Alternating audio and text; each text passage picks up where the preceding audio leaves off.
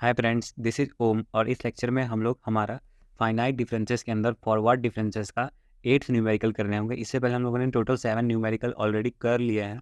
उसमें से आप लोगों को एक भी मिस नहीं करना है। कोई मिस कर गए हो तो नीचे डिस्क्रिप्शन में आपको प्लेलिस्ट दे रखा गया है, वहाँ से आपको लाइन बाय लाइन सारे फाइनाइट डिफरेंसेस के लेक्चर्स मिल जाएंगे। तो आप लोग को लाइन बाय लाइन देख के इस लेक्चर पर आना है। तो ये न्यूमेरिकल काफ़ी इंपॉर्टेंट हो जाता है। और अगर अब तक आप लोगों ने सात जो न्यूमेरिकल मैंने कराए हैं बहुत ही सिंपल थे, उनको कर लिया है, तो ये न्यूमेरिकल थोड़ा सा लेंदी होने के बावजूद भी आप लोगों के लिए बहुत ही ईजी हो जाएगा इसको सॉल्व करना। तो चलो देखते हैं ऐसा क्या नया है इस न्यूमेरिकल में। तो जैसे डेल की पावर एन, मतलब हमें डेल का nth वाला टर्म निकालना है जिसमें हमें साइन ए एक्स प्लस बी का निकालना है।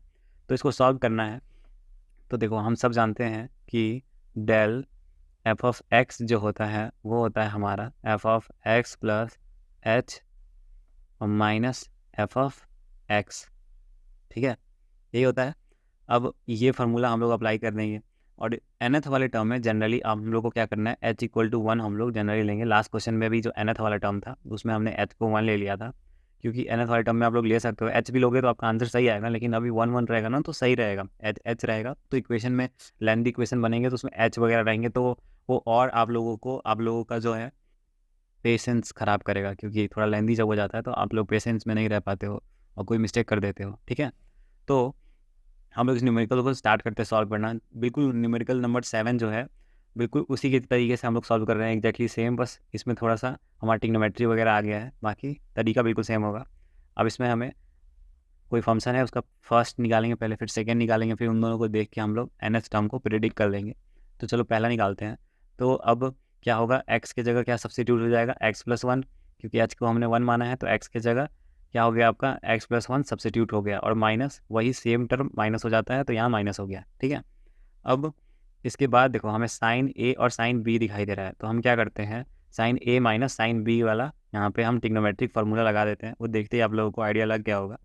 तो मैं यहाँ पे आप लोगों को एक बार फार्मूला लिख देता हूँ, क्योंकि ऑब्वियसली ये मैक्सिमम लोगों को ध्यान में नहीं होगा। तो sign A minus sine B ये होगा आपका 2 cos A plus B upon 2, और ये sign A minus B upon 2। ठीक है, ये चीज़ आ गई। अब क्या है कि हम लोग इसको फर्दर यहाँ पे इसको इम्प्लीमेंट करेंगे। ए है हमारा, तो हमने ये ए को अंदर मल्टीप्लाई कर रखा है, तो इस वजह से आपको ए एक्स प्लस ए दिख रहा है यहाँ पे। और इसके साथ क्या होगा हमारा, ये बी वाला टर्म भी आएगा, और क्या है ए प्लस बी, तो और ये बी वाला क्या है ए एक्स प्लस बी।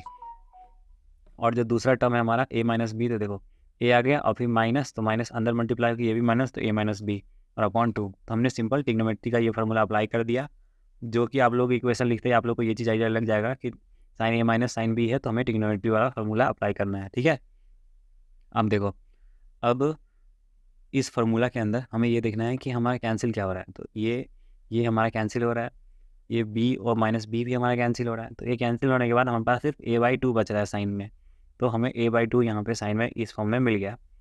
अब मिलने के बाद क्या है कि मुझे ये बताओ कि डेल साइन ए एक्स प्लस बी अगर तुम्हारा है, तो क्या हम 2 साइन ए अपॉन बी को आगे लिख सकते हैं? हाँ, क्यों नहीं लिख सकते, ऊपर से ये कांस्टेंट है तो इसको आगे लिख के हम लोग शो करते हैं। तो हमारा ये पूरा वैल्यू कांस्टेंट है, पर इसके अंदर वेरिएबल है एक्स, तो हम इसको इस तरह से आगे लिख दिए। अब आगे लिखने के बाद यहाँ फिर से आप लोगों को थोड़ा सा आइडिया लग रहा होगा कि 2 साइन ए बी और ये यहाँ पे हमारा cos A x plus B है। तो अगर मैं आप लोगों को एक फार्मूला लिखूँ तो वो चीज़ आप लोग को याद आएगी थोड़ा। साइन π/2 प्लस थीटा जो होता है वो कॉस थीटा होता है, ट्रिग्नोमेट्री का बेसिक है ये। तो ये हमें पता है कि ऐसा होता है, नहीं पता है तो अभी देख लो, ध्यान में रख लो, ये सिंपल सा है, याद हो जाएगा।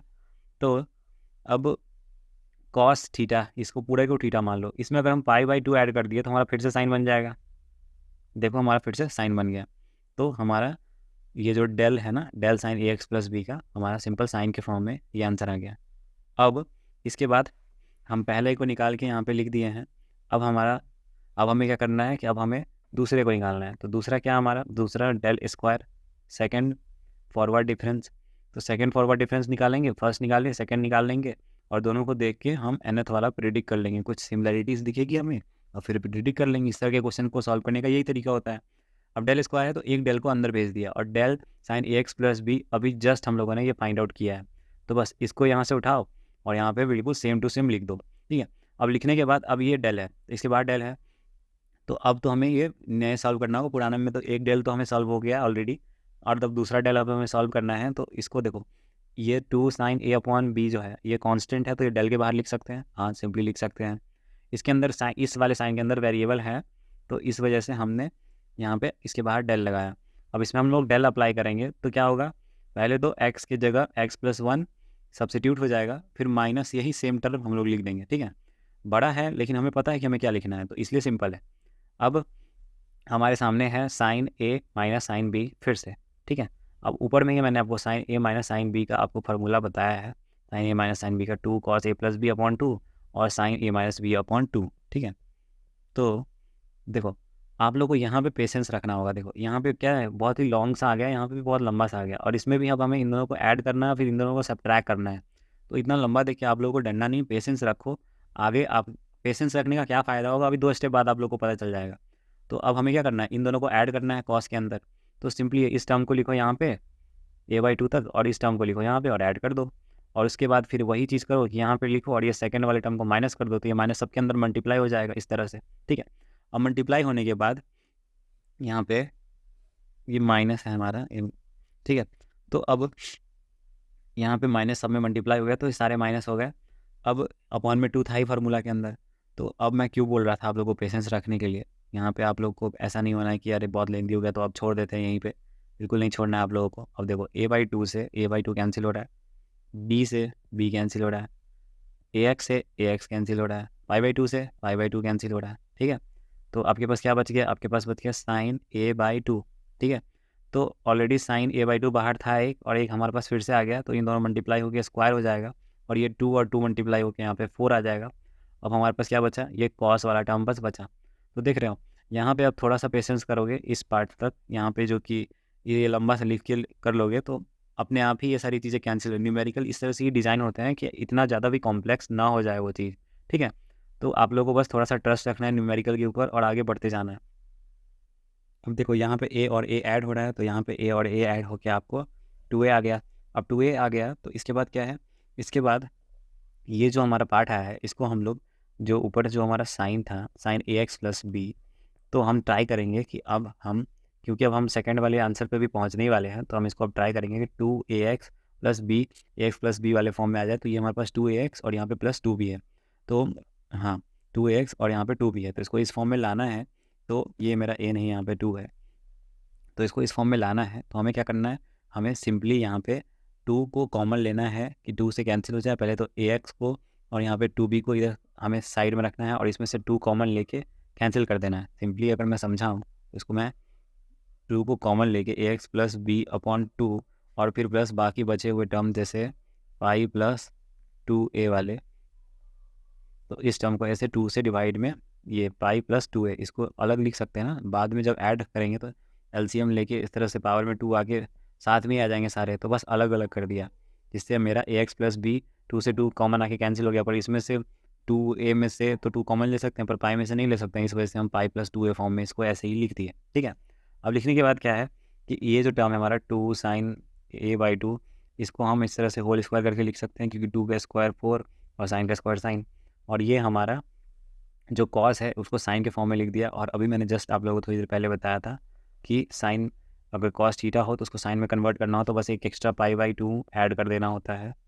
तो हमने बस एक एक्स्ट्रा पाई/2 आपको ऐड कर दिया, इससे क्या हुआ, ये हमारा कॉस साइन में कन्वर्ट हो गया, ठीक है। ये थीटा था पूरा, इसमें बस पाई/2 ऐड कर दिया।